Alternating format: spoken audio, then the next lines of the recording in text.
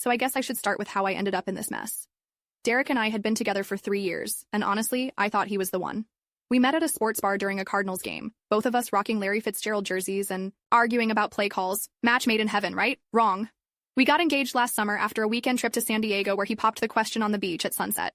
Total romance movie moment. He even had a photographer hiding behind some rocks to capture it all. I was over the moon and immediately started planning our wedding for next fall. Derek knew I was a massive football fan, like the kind who has fantasy football spreadsheets and watches game tape for fun. My dream had always been to attend a Super Bowl, and when they announced it would be in Vegas this year, I started saving up. $5,000, y'all. I put aside money from every paycheck, skipped my usual Starbucks runs, and even sold some of my designer bags on Poshmark to build my Super Bowl fund. The plan was for us to go together. I had been tracking ticket prices for months, and Derek kept saying he would contribute his part soon. Red flag number 1 that I totally missed. He always had some excuse about a commission check coming later or unexpected expenses. Then about 2 months before the big game, I noticed the money was gone from my savings account. Gone. Like, completely wiped out. At first, I thought it was fraud, so I called my bank panicking. Turns out it was fraud all right, but not the kind you report to the bank. The transaction showed a transfer to Derek's personal account. When I confronted him, he gave me this whole song and dance about wanting to surprise me. Said he was planning to propose again at the Super Bowl on the big screen. How romantic, right? He claimed he took the money because he wanted to handle all the arrangements himself and would pay me back after his next big sale. He works in luxury car sales. Or used to anyway. I might have believed him if I hadn't found the text messages. I wasn't even snooping. His phone kept buzzing while he was in the shower, and when I glanced over, I saw preview notifications from someone named Tiffany, with heart emojis. Lots of them. And talk about can't wait for Vegas baby and best surprise ever. So I did what any rational woman would do. I waited until he left for work, then went through his phone like an FBI agent on a mission. That's when I found the selfies, the hotel reservations for a romantic suite at the Bellagio, and screenshots of 2 Super Bowl tickets he'd purchased. Not for me and him, for him and freaking Tiffany. Updated. I felt like I'd been tackled by a 300-pound linebacker. My hands were shaking so bad I could barely hold his phone. Turns out Tiffany was some bottle service girl he met at a club downtown. They'd been seeing each other for months. And the pictures, let's just say they weren't exactly PG-13. I called my best friend Kayla crying so hard she thought someone had died. In a way, something had. My relationship, my trust, and apparently my savings account. She came over with a bottle of Tito's vodka and we hatched a plan. First, I took screenshots of everything and sent them to my phone. Then I called my bank and froze all my accounts, including our joint checking. Next, I packed up all his stuff into garbage bags and left them on our apartment balcony. I texted his brother to come get them before I set them on fire, an empty threat, but it felt good to say. The final step was the hardest. I filed a police report for theft. The officer was super understanding, especially when I showed him the transfer records and texts proving Derek had taken my money under false pretenses. Since we weren't married and the savings account was in my name only, it was pretty clear-cut. When Derek came home that night and found himself locked out with his clothes decorating the balcony, he lost it, started pounding on the door, yelling about how I was overreacting. Our neighbor, Mrs. Rodriguez, threatened to call the cops if he didn't quiet down. That's when I opened the window and told him the police were already involved, and he should probably lawyer up.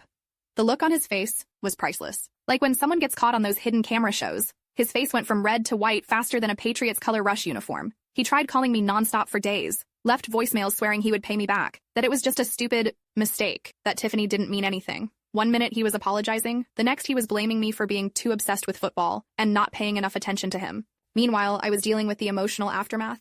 I cried for 3 days straight, binge-watched Ted Lasso twice, and ate enough Ben & Jerry's to put my local grocery store's kids through college. But something weird happened during week 2 of my pity party. My old college roommate Jackie called out of the blue. She works as a producer for a regional sports network now and was looking for someone to help with their Super Bowl coverage.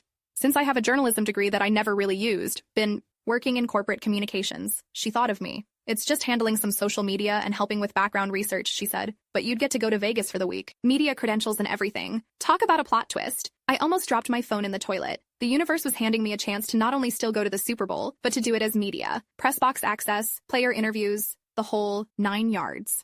I took exactly 4 seconds to think about it before saying yes. While I was booking my flight to Vegas, Derek was having a very different experience.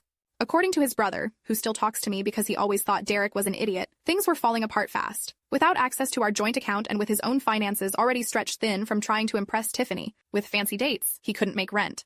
His roommate situation fell through too when the guy found out Derek was facing potential legal issues. And Tiffany? She ghosted faster than someone who matched with a weird profile on Tinder. Apparently, stealing from your fiancé isn't attractive to side chicks either. Go figure. The best part? The dealership where Derek worked has a strict morality clause. When they found out he was facing theft charges, they let him go. No more commission checks, no more flexing in luxury cars he didn't own. I'm not normally one to celebrate someone else's downfall, but in this case, I made an exception. Karma was working overtime, and I was here for it.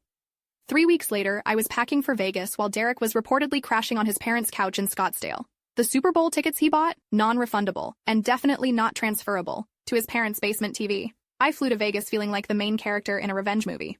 My hotel room wasn't at the Bellagio, but the media accommodations at the MGM Grand weren't too shabby. Plus, everything was comped. Free food, open bar at media events, swag bags full of gear. It was like the universe was trying to make it up to me. Updated. My first day in Vegas was a whirlwind. Jackie met me at the airport and handed me a lanyard with media credentials that got me access to places I'd only dreamed about. We headed straight to Radio Row, which is basically this massive area where all the networks and shows broadcast from during Super Bowl week. Imagine a football fan's version of Disney World, but with more famous people and less waiting in line. Don't freak out, Jackie whispered as we walked in. But Troy Aikman is doing an interview by the Sirius XM booth. I tried to play it cool, but inside I was screaming like a teenager at a Harry Styles concert. By lunchtime, I'd spotted half a dozen Hall of Famers and nearly crashed into Patrick Mahomes while turning a corner. The dude is even faster in person, I swear. My job was supposed to be pretty simple. Help Jackie with research, manage some social media posts, maybe grab coffee. But during our team meeting, I pitched a few segment ideas based on stats I'd been tracking all season. The executive producer actually stopped the meeting and said, "That's good. That's really good. Why haven't we been doing this?" Jackie shot me a thumbs up from across the table, and just like that, I was given more responsibility. They asked me to draft some questions for player interviews and help write copy for our digital content. By the end of day one, I had my own mini assignment, creating a segment on how the offensive lines matched up. I was working 16-hour days and loving every minute of it. My body was running on coffee, adrenaline, and those little sandwich things they put out at media events. I barely had time to check my phone, which was probably a good thing because Derek was still blowing it up. At first, I just ignored him. But then on day 3, I got a call from a number I didn't recognize. Against my better judgment, I answered. "Ellie, it's me." Derek's voice sounded rough, like he hadn't slept in days. "How did you get this number?" I asked, stepping away from the noisy press area. "Your mom gave it to me. Look, I know you hate me right now, but I'm in serious trouble." I almost hung up, but curiosity got the better of me. "What kind of trouble?" "I have a court date next week for the money thing. I need $1,500 for a lawyer. I can't ask my parents for more, they already paid my back rent." The audacity of this man, calling me while I'm living my dream in Vegas, asking for more money after stealing from me. I actually laughed out loud. "Let me get this straight," I said, watching as Peyton Manning walked by with his entourage. "You stole $5,000 from me, tried to take another woman to the Super Bowl, and now you want me to help you avoid consequences?" "It's not like that," he whined. "If I get a criminal record, I'll never work in sales again. Please, Ellie. I'll pay you back, I swear." "Like you swore you'd pay me back for the tickets?" I was getting loud enough that a few people were looking my way. "Where are you even calling from?" There was a pause. "Phoenix. I drove here to see you, but your mom said you were in Vegas." That stopped me cold. This man drove all the way to Phoenix from his parents' house in Scottsdale, a whole 30 minutes, what a hero, expecting, what? That I'd just hand over more cash? "I'm working, Derek. I'm actually at the Super Bowl doing something important. You know, the event you were planning to attend with your girlfriend using my money?" "She wasn't my girlfriend," he mumbled. "Wow, that makes it so much better. Listen carefully. I am never giving you another dime. In fact, my attorney will be contacting you about a repayment plan for what you already took. Don't call this number again." I hung up and blocked him, feeling like I just scored the game-winning touchdown. When I turned around, Jackie was standing there with her eyebrows raised. "Ex-drama?" she asked. "You have no idea." I gave her the abbreviated version as we walked to our next appointment. She whistled low. "What a dirtbag. But hey, look at you. Now, crushing it in Vegas while he's begging for lawyer money. That's what I call an upgrade." She wasn't wrong. That night, we were invited to an exclusive party hosted by one of the major sponsors. Open bar, celebrity guests, and a performance by The Weeknd. I was wearing a borrowed dress from the wardrobe department, perks of working in TV, and feeling like I'd stepped into someone else's life. I posted a few pics on Instagram, knowing full well Derek would see them. Petty? Maybe. Satisfying? Absolutely. The next morning, while nursing a slight champagne headache, I checked my phone to find messages from 3 different friends back home. Apparently, Derek had been arrested for causing a scene at a sports bar. According to the gossip, he got wasted watching pregame coverage and started ranting about how he was supposed to be at the Super Bowl. When they cut him off, he refused to leave and took a swing at the bouncer. Now, I can't confirm if this is 100% accurate, but the timing feels right. The thought of Derek watching Super Bowl coverage from a jail cell while I was living it up with media access was almost too poetic. By game day, something unexpected had happened. The segment I helped create on offensive line matchups got picked up by the national broadcast. The producers asked me to do a brief on-camera bit explaining my analysis. It was only about 30 seconds, but it aired during the pregame show on actual TV. My phone exploded with messages from friends and family who spotted me.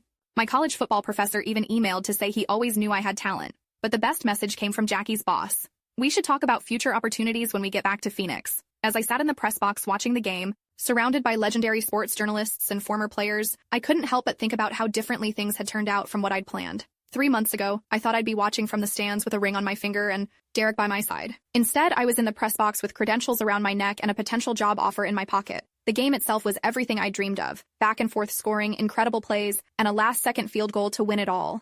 The confetti fell, the trophy was presented, and I was right there in the middle of it, conducting post-game interviews on the field. Final update. It's been 6 months since that life-changing week in Vegas, and saying things have turned around would be the understatement of the century. That Let's Talk from Jackie's boss turned into a full-time position covering NFL for the network. I'm on camera weekly now, and my social media following has grown enough that brands are actually reaching out for partnerships. Like, I'm getting paid to wear team gear I would have bought anyway.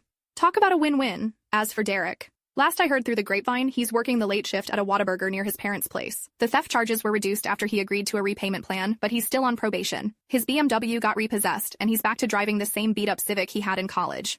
Sometimes I wonder if he watches me when I pop up on ESPN. Does he recognize the blazer I'm wearing as the one I bought for job interviews back when we were together? Does he remember telling me my football obsession would never amount to anything? The $5,000 he stole?